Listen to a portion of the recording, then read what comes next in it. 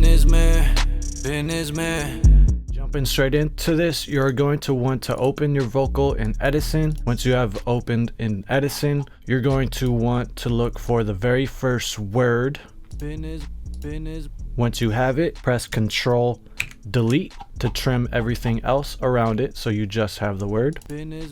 Once you have that, press Alt left arrow to reverse it. Once you have it reversed, click this reverb icon. Make sure Add Tail is selected. Make sure there's no dry and make sure it's fully wet.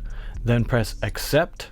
Now we want to reverse it once more. So Alt left arrow. And there is our reverse reverb for our vocal.